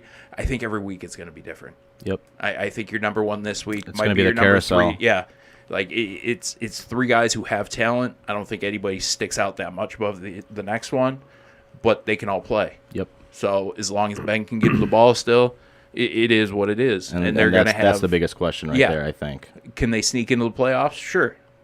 Are they going to do any damage? I don't know about that. But when it comes to fantasy, I think, Joe, you got it locked. Najee Harris is a must-play. For me this week he is, and I think I think, Dan, you hit it on the head. A lot of people are going to shy away from him in DFS because they played him last week and they got burned. So they're going to stay away from him. I'm playing him in almost all my DFS plays this week. All I saw was 100% of touches. Yep. Yeah. 100% of snaps. We talked about before. It's opportunity. Yep. You look at the opportunities. And when you are getting 100% of the opportunities, it's going to come, right? That player is a must-play every week, in my opinion. Right. Have to. Right, because they're going to hit. Like, it's, in all honesty, outside of the injury, and we haven't gotten to that game yet, but it's why I picked up DeAndre Swift in my fantasy league. Yeah. He's going to see a majority of the touches. Now, Jamal Williams is coming on, and we'll get to all that later. But when a guy's seeing that many touches, you've got to ride him out. Slam dunk. We do have a question from Scuba Steve 024. Would you trade Terry McScorin for Tyson Williams and Jacoby Myers in a non-PPR? I'm going to say no. I think Terry McLaurin, no matter who's in at quarterback there, whether it's Heineken or Fitzmagic when he comes back, or myself, is going to see all of the volume there. He's going to see a lot of the volume there. Terry McLaurin is getting a lot of targets. He's going to continue to get a lot of targets. He's one of the better receivers in the league. He's great at yards after the catch. He's great at contested catches. Tyson Williams is in a backfield where you don't know how many carries he's going to get. You don't know how much he's going to see the field because they've already come out and said it's going to be a committee. They're going to roll with the hot hand. And Jacoby Myers, nothing against Mac Jones, but he's a rookie, and Jacoby Myers hasn't really proven to be the go-to number one wide receiver, even on that team. I'm staying with Terry McLaurin in that one. I don't care if you're getting 2 for 1 with Williams and Myers. I'm staying with Terry McLaurin. Boys. You've now seen 2 games of what McLaurin's going to do. Like Dan talked earlier, we've preached this pretty much every week we've been on, whether it be this show or the Tuesday show. Week 1 overreactions. Yep. Right now, it's all about maintaining that. This is week 2. Stick to your game plan. Don't try to get anything fancy in there. There's a couple guys that are worth a chance, but you've seen 2 games. You've seen how they're going to use McLaurin. I think you stick to him. I mean, and I think, too, through 2 games, yes, it's a small sample size, but you've gone through, a quarterback change mid-game. Yep. And then my biggest concern was his coverage. He had James Bradbury on him last week. Yep. Pro Bowler. And I thought, I'll do the single games because I'm a degenerate DFS, and I stayed away from him because I thought, it wasn't going to be his game. He was going to get shadowed. Dude, the kid's a baller. Yeah. He's just one of the best wide receivers in the league, hands down. He's a hard worker, and he works at what he does, and it just proves on the field every week. That catch that he made week 1 where he completely contorted his body and worked his head around. It looked like the upper portion of his body was disconnected from the bottom portion of his body, and he turned in a way that if I did that, I would be on the IR for 2 years. He'd be wheeling me out of here. Yeah, so I think you stay with Scary Terry there. Yeah. Next up, we have, it actually takes us from Jacoby Myers, not trading for him, to this matchup, the Patriots at the Jets. Patriots are -6 in this game. 84% of the money is on that -6 spread for the Patriots. Over-unders at 43 with 66% of the money on the under, and 90% of the money is on the Patriots money line. Danny. I don't have a ton on this one. This one is probably the game that I capped the least, just because I think it's going to be boring as shit. I think it's going to be pretty low scoring. I agree. I am interested in seeing, the 2 rookie quarterbacks go head to head. Out of all the rookie quarterbacks from week 1, I thought that Trevor Lawrence probably looked the worst, to be honest with you. I was pretty happy with what I saw with Mac Jones. With the 6 points, I would probably lean, with the Jets. New England's only covered 1 out of their last 6 as a favorite. It is a divisional matchup. You do have the 2 rookie QBs, so I think it's going to be just a closer game, grind it out. I think you can expect Harris to get a lot of touches as long as he doesn't fumble again, and have good defense. I think Jets defense is actually pretty decent as well. Overall, just kind of a boring, low-scoring game in my mind. I agree with you there, and that's one reason why really one of the only plays for me in this game is Damian Harris. For the Patriots. I do like his matchup this week. I think they stick to the run game a little more. Did he have 1 or 2 fumbles week 1? I think he had one. Okay. You just never know with Belichick, right? Like once you start getting a couple of those fumbles, then you never see the light of day again. It's true. I think no matter what he wants to run with him, though, I agree. He carried the ball 23 times, and I've never seen that Damian Harris has been a fumbler per se. So yeah, it could happen. But I think Damian Harris has a good game in this game. I think those 23 carries turn into about maybe even close to 30, 28 carries, something like that. And this offensive line is good enough to open up holes for him. I don't necessarily think I play many of the receivers or the passing game in this one unless you're in a 2-quarterback league. And then really the only wide receiver I'm looking to play for the Jets ever is Corey Davis.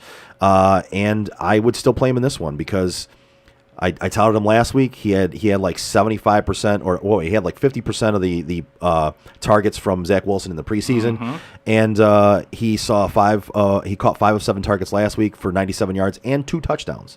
So I think Corey Davis is one of those guys that you're going to play because Zach Wilson looks for him constantly, and I think they have a good chemistry going. I think I play Corey Davis.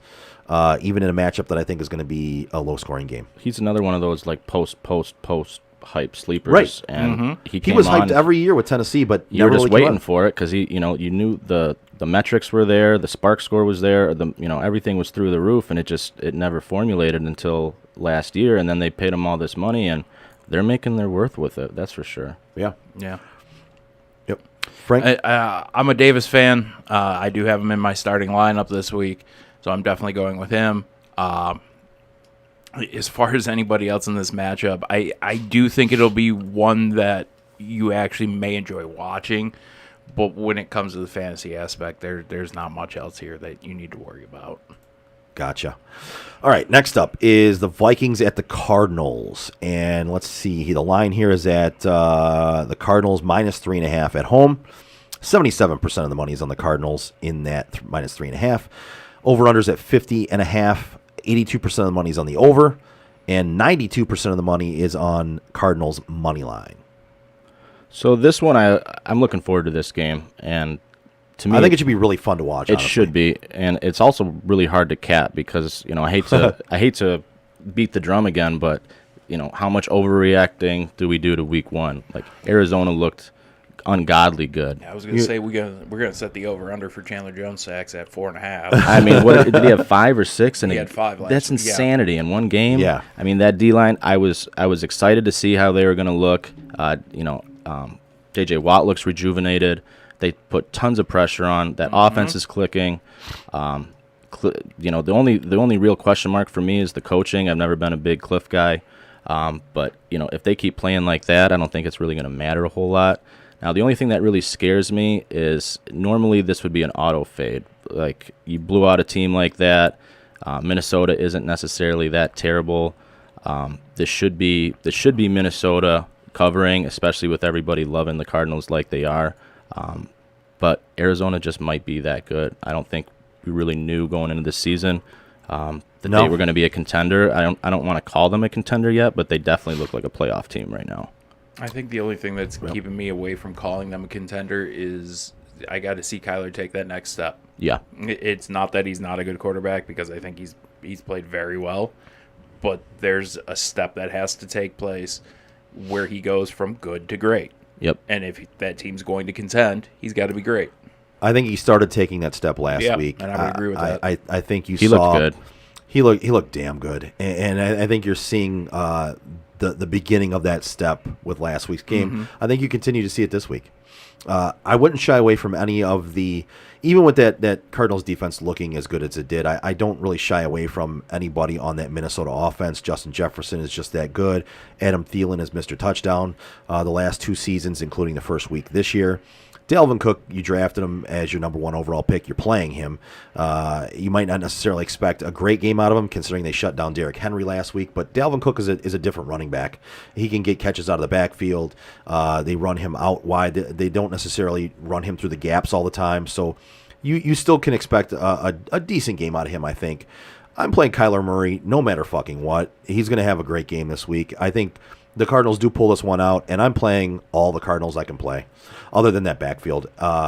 Chase Edmonds is about the only one I trust out of that backfield, but I'm playing the Cardinals. Expect a big game on both sides of the ball in this one. Should be high scoring. Yeah. Should be a lot of points. Should be a lot of fun. Yep. All right, we moving on? Yep. All right, next up is the Falcons and the Bucks. Falcons at the Bucks. And let's see, the Falcons are getting 12.5 traveling to Tampa. 65% of the money is on Tampa actually giving up that 12.5. Over-under's 51.5. 65% of the money is on the over. And 97% of the money is on the money line for the Bucks, which I understand why. Fire away, Dan. That's 12 points for a divisional matchup this early in the season. That seems like a lot of points. Obviously, Atlanta looked like absolute dog shit week 1.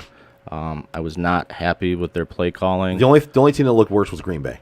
Yeah, I didn't understand what they were doing. You have Calvin Ridley, who I think is one of the best receivers in the league. You targeted him 3 times on your first drive, and then you just stopped throwing him the ball. Right. I'm not really sure. Especially when Ryan only throws for 164 yards. Like he threw for 6 more yards than Jameis did. Jesus, that's terrible. The thing is with that guy, if he doesn't have enough time to read a novel behind that line, he's dog shit.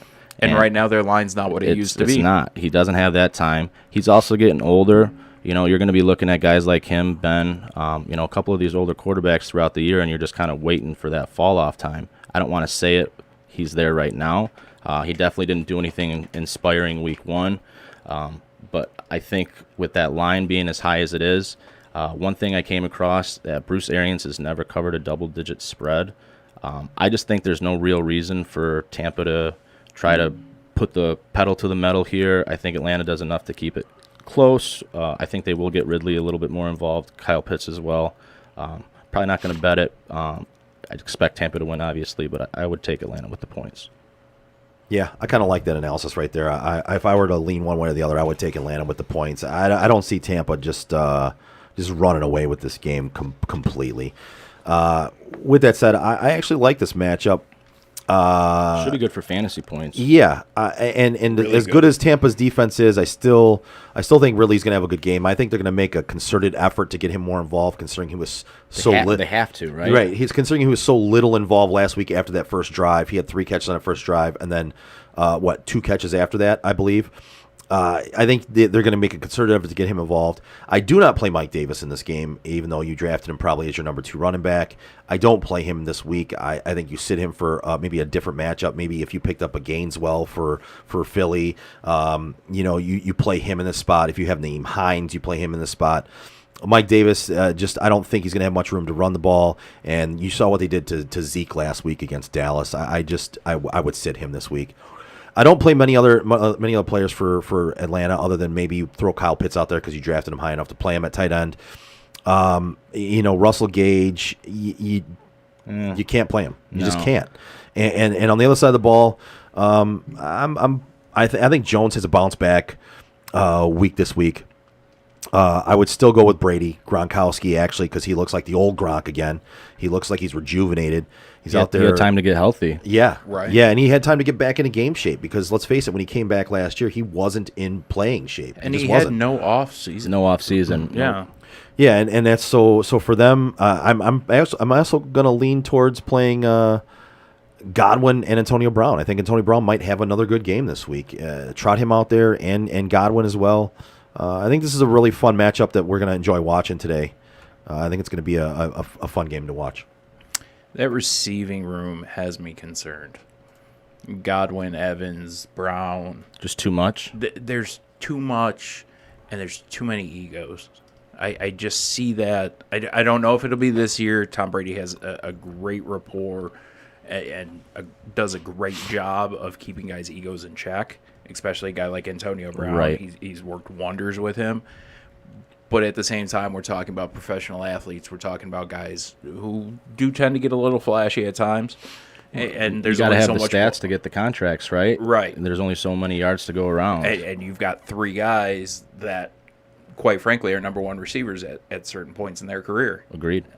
You've got 2 of them right now, I would say, in Godwin and Evans. And then you've got Antonio Brown, who's starting to show, like Joe said, flashes of the old Antonio. Yeah. He's not going to be the Pittsburgh Antonio anymore, but there's no reason that he can't play. I just think it's so uncertain with the 3 of them, who's going to see the ball and when. I do have Godwin. Obviously, I'm playing him. You drafted any of those three, you're probably playing them. But And this is a good matchup, too. Yeah, and It it's a is. good matchup. So I think you're going to get the points this week. But don't be surprised some of these weeks if some of these guys throw up a dud because the other dudes are getting the ball. Right. And It's just going to happen. Then you nailed it there. Like Yeah. you factor in Gronk, you factor in. I mean, they still have OJ Howard. They have Factor in the game that they're going to be winning and grinding Yeah, the clock, too. And playing, running the ball with Jones or even Fournette. It's even less There's passing just yards. a lot going on that team. Yeah. So I think weekly they're kind of A crapshoot. it's really hard for me to sit here and tell you every week they're going to be great. But a team like Atlanta, I don't want to call them bums, but they are what they are. Yeah. I mean, you look at their stat line from last week. Their leading rusher was Cordero Patterson. Yeah, for goodness sakes. What are you Right. doing? What are you doing? He was drafted as a receiver Yeah. and then became a running back, and he's a kick. Like, I think he's never had more than like 460 yards in a season No. or something Right. ridiculous. Yeah. and he managed to put up 54. yeah. Like, That's not going to cut it. no disrespect to Atlanta, they've had a great run with Matt Ryan. I'm not. It's all but done. Yeah, Yeah, I'm think not so. as conservative as Dan was. I'm saying he's done. Yeah. I'm saying Matt He Ryan's done. very well might be. I do want to give a shout out to T. Dalla, who said, "We have a great podcast, guys. So we appreciate you listening. Thank you so much for tuning in. We appreciate the kind words." 4 games left. Yeah. So next up is we have the Cowboys at the Chargers. And let's see. This Cowboys are +3 in this game. 74% of the money is with the Cowboys on that line. 55 points is the over-under. 71% of the money is on the over. And 79% of the money is on Dallas to win outright. Over under 55. 50% Cowboys fans in the stadium. It's going to be close. They travel It'll well. be close. Yeah. They travel well, and for some reason, nobody ever wants to represent the Chargers there, and I don't get it. They've had bad luck in the past with kicking. Never been able to find a good kicker. Obviously, you've seen the injuries, and it's never just one guy. It's always multiple, and it's always their studs. Then they had Anthony Lynn, who is also just a terrible head coach. Things seem to be aligning for him now. I think we're all in agreement. Herbie's just a straight-up baller. He looks great. I was a little concerned with regression sophomore year. Obviously, it's only been 1 game sample size, but he did look really good week 1. I think Chargers really found something good with him there. The line I have right now is like -2.5. I feel like Chargers at home under a field goal is kind of a slam dunk. But you also have this dynamic of 0-2 teams are kind of unlikely to make playoffs. Now, that might change a little this year with that extra game. But you would hate to see the Cowboys kind of behind the 8 ball this early in the season, especially with all the potential that they have, being on Hard Knocks, things like that. I'm not going to bet it. I think this is going to be another great one for fantasy purposes. Agreed. And it's going to be a fun game to watch. Agreed. And with that said, I'm not going to spend too much time analyzing the fantasy on this one. Play them all. Play them all. That's it. Play them all. Play them all. Play everybody that you can. Jared Cook, I don't give a shit. yep. Like, they're all going to eat today. He's one of my deep sleeper guys this week. I think he's going to eat up some targets. He might even get a touchdown in there. This is going to be a high-scoring shootout. Play the running backs, play the wide receivers, play your quarterbacks, and just sit back and relax and watch this game unfold because it's going to be fun. Should be fun. All right, next up is the Titans and the Seahawks. We have Tennessee traveling to Seattle. The line in this one is -6 Seattle. 57% of the money is on the Titans, actually getting that 6. Over-under is 53.5. Money is almost completely split on that one. And 70% of the money line money is on the Seahawks. So this is another interesting game in the same way that Arizona is interesting to me with how well they looked the first week. Is Tennessee really as bad as they looked? I was low on them before the season. I had actually projected them to miss the playoffs. I think the last 2 years they literally had everything that could possibly go right. Like, the efficiency was absolutely through the roof. Right. And even with the stars aligned, like, you're still not making the Super Bowl. I don't think they got any better this year, even bringing in Julio Jones. Derrick Henry, is he done? I don't think so, but yeah, that's a lot of mileage that he's had these past few years. That's one thing you and I we were pounding that drum before the season started, and nobody wanted to listen to us. But Nope. that's a lot of wear and tear on a guy. A lot of wear and tear. And if you look at the way he puts up numbers, like it's like 250 in one game, Right. 40 in another. Right. It's very Like, game script dependent. yeah. Now, when we get into to December, is he going to bust out these 200-yard games once everybody's I'm broken sure down? he's going to have one or two still in him. That's when he's going to thrive. But I think they might be out of contention by that point. You know, and not only the mileage, the defense too. I thought that they're going to have a shit defense this year. That they are going to be having to throw. That's why I was big on A.J. Brown. I thought that they're going to have to be throwing a lot. So I was big on A.J. Brown, out on Derrick Henry. Seattle. Isn't this kind of how they looked the last 2 years, where they just look like the best fucking team right out the gate? Through 6 weeks, and then who knows? Yep. Pete Carroll, what are you doing? Get your head out of your ass. But Seattle's 27-8 in their last 35 home games. This is also the first time the 12th man is going to be back. Yep. You know, and that goes without stating how much of an advantage that is. They make a huge difference. Huge difference. So normally I would feel like this is an obvious spot to hop on Tennessee, but I think Seattle is just playing great football, and I don't think Tennessee is very good. I'm probably going to sprinkle Seattle a little bit myself here. Yeah. So in this matchup, I'm going to say the same thing I said about the last one. Play all them your all. guys. I love this matchup on both sides of the ball. I think Tannehill has a good game. I think Derrick Henry has a bounce-back game. I think he probably has 1 or 2 touchdowns in him for this game. Don't necessarily love him for the season long, as we talked about before. I think this game is a good bounce-back for him. I'm throwing DK in my lineups. I'm throwing DK Metcalf in my daily fantasy. I am taking advantage of that matchup against Janoris, the Jackrabbit Jenkins.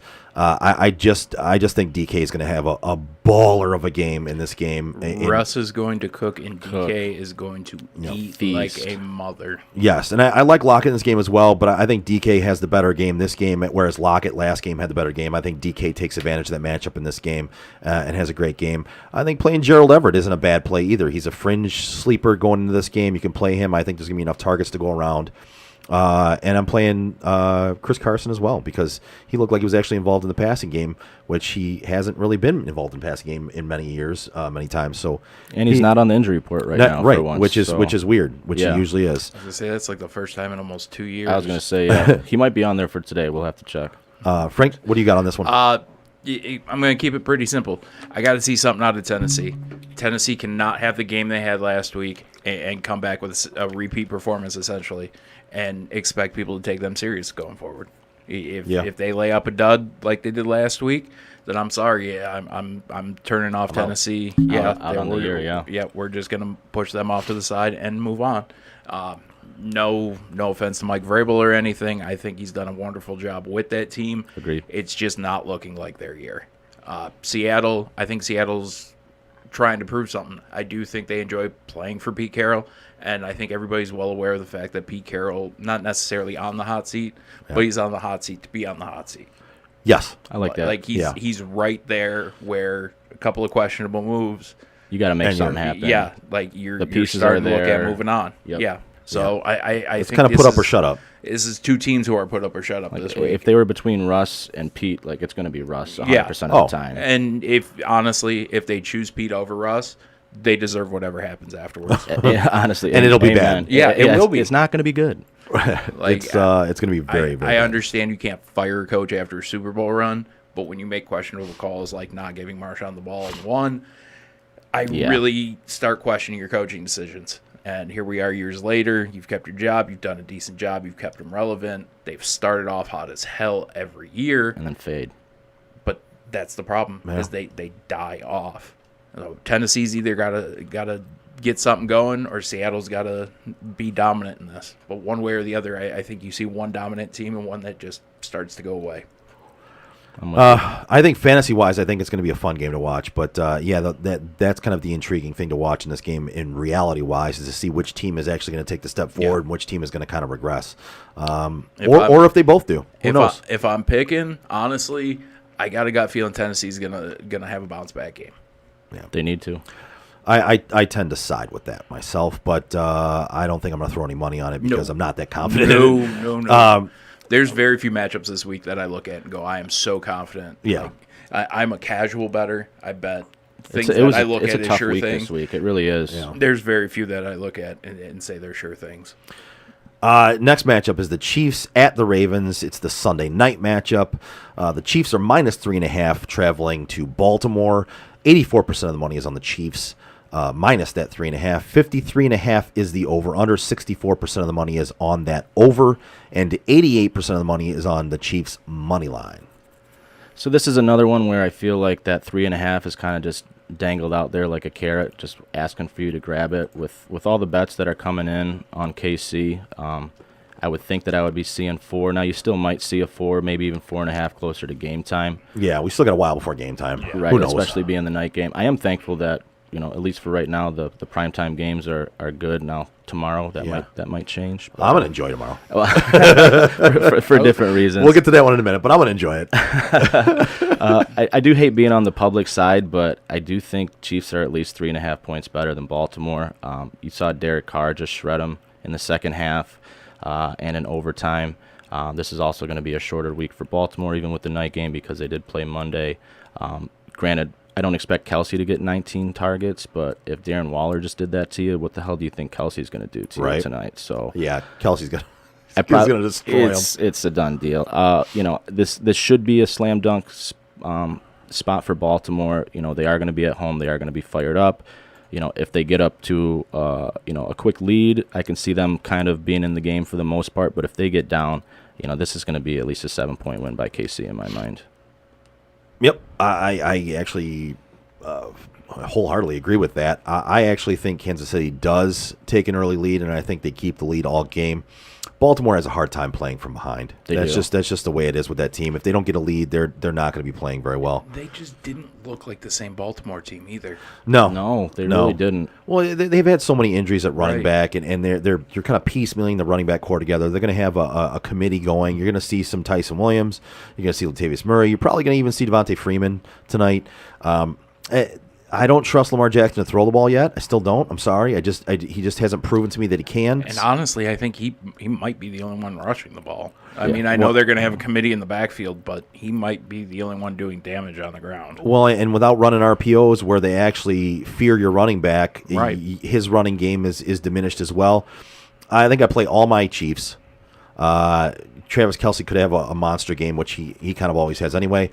An intriguing one for me is Clyde Edwards-Helaire in this one. CEH is one of those guys that I think could have a really bounce-back week this week. I think you could play him in DFS and get kind of a little bit of a steal with his with the amount that he's going to cost you.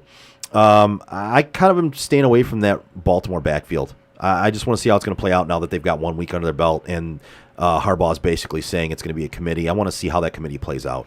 Maybe Tyson actually does still get the majority of the carries, but I don't necessarily believe that's going to be the case. Well, if you look at the splits from that first game, I mean, I thought he looked great when he had the ball. He did. And he got all the touches in the first half, and then you saw the second half, it was all Lat Murray. It was all that. They didn't, and from what I understand, it's big on pass pro, and if you can't pass protect, you're not going to get. And you're not Latavius gonna- Murray is he's great at notoriously it. a great pass He's great protector. at it. It's the second. That's the reason why they signed him right off the rip. Like he can move. He's not great, but he's a feasible running back.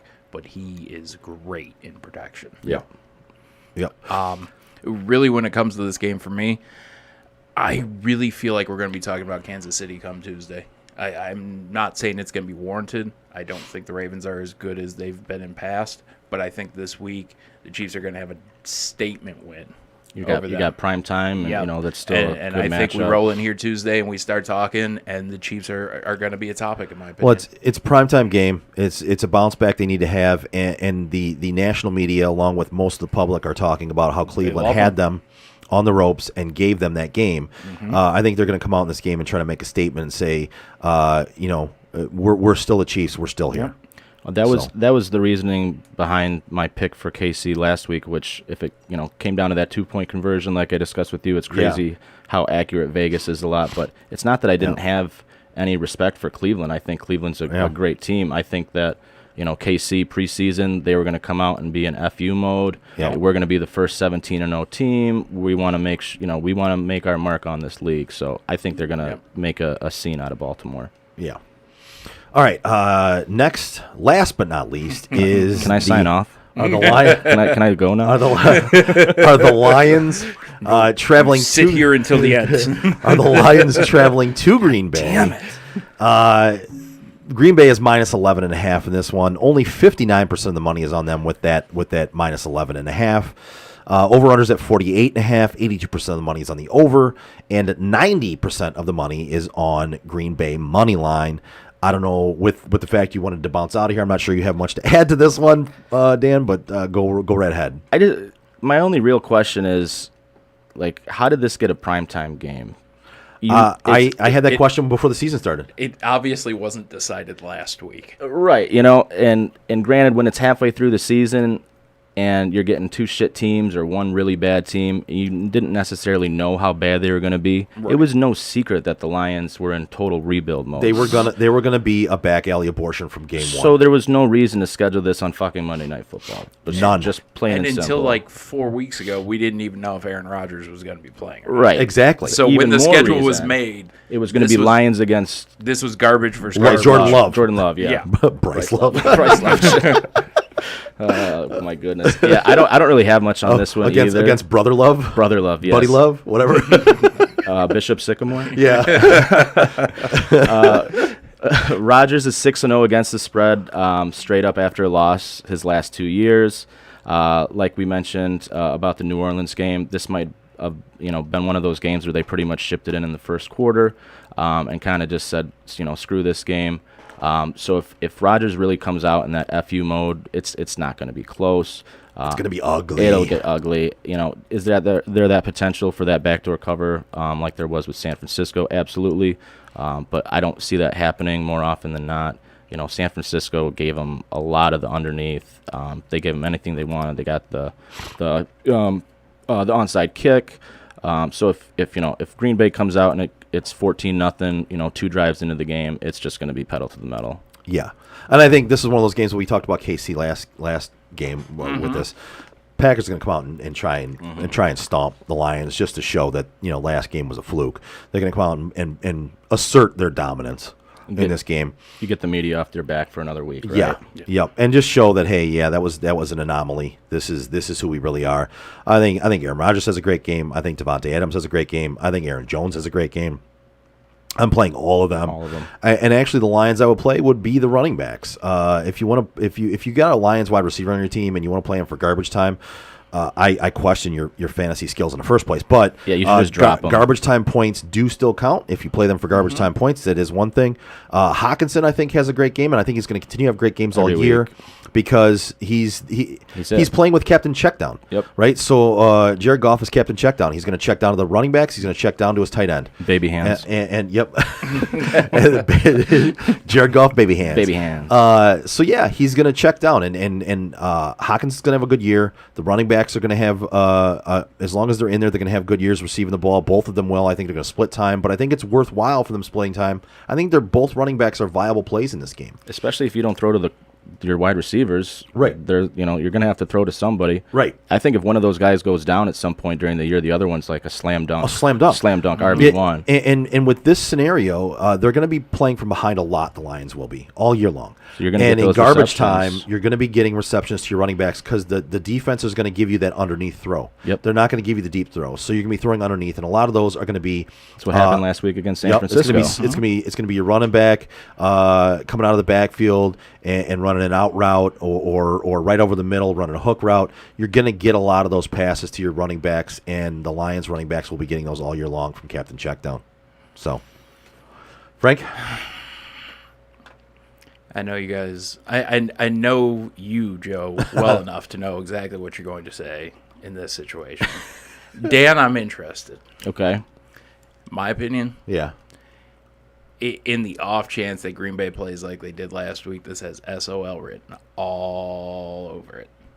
Where they actually give people hope. If Green Bay is the team that they appeared to be last week. Yeah, it's that's a big question. If. Yeah. But if they do appear to be that team, oh, this is going to be an SOL type game. I can where see where they give the fan base hope. Yes. We are going to be in here Tuesday doing damage control. And if this team is the Green Bay team that played last week. Yeah. Yeah, I don't know if I could take that. And those casual fans that are going to just look at the box score like last Yep. week and think that they were actually Yeah. competitive Oh when my God, really Jared not. Goff went Yeah. off for 350 and We don't 5 need touchdowns. we don't need a and- quarterback. We look at his Yeah, numbers, right? exactly. And it's Oh, they're competitive till the very end. Yeah. They competed. Even- Now, to play devil's advocate, I don't know who TNAP 13 is, but they said no shot they win. Laugh out loud. True. I'm with you there. I'm with you there. I think you actually, and to play devil's advocate, because I would love nothing more than to see the Lions never win another game. But I think I if mean, you, there's a realistic chance that happens. that's true. if you are a fan, though, I think you want to see them be competitive and still lose as many games as possible, so that way you have something to build on. I still think they're a long ways away, I agree with you. construction wise. They're so far away. It's going to take a couple years. This whole idea, like, oh, next year will be playoffs, and the year, like, no, dude, it's not happening right now. Not with You have a 2-year transition quarterback. Yeah, it ain't happening. not with the ex WWE wrestler / clown they have as head coach. I'm sorry. No. You know what, Mean Gene? Oh, you know what we're gonna do, bro? Biting kneecaps. Oh yeah. But after I lay out that far-fetched idea, Green Bay's going to just mow them down. Yep. It's just going to be what happens. I've seen stranger things, but we know how this story goes. We know how it is to get the ass kicking at the beginning of the season, the end of the season from Green Bay.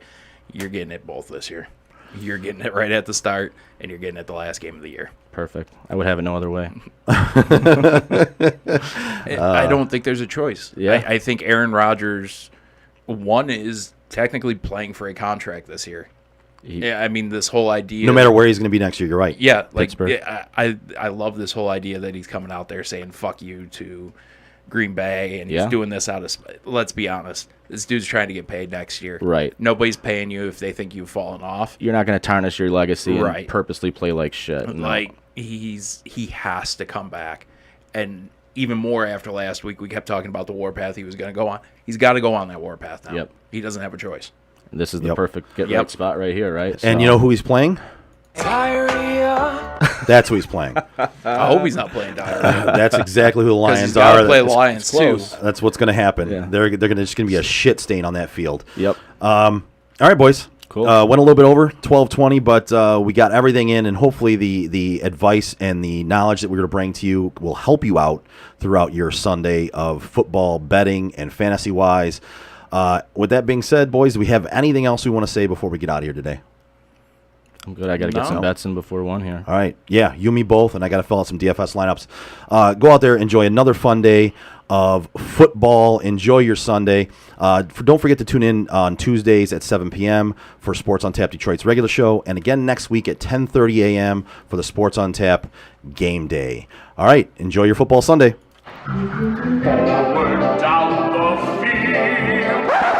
Fuck this shit, I'm out. Fuck this shit, I'm out. No thanks. Don't mind me. I'ma just grab my stuff and leave. Excuse me, please. Fuck this shit, I'm out. Nope. Fuck this shit, I'm out. Alright then. I don't know what the fuck just happened, but I don't really care. I'ma get the fuck up out of here. Fuck this shit, I'm out.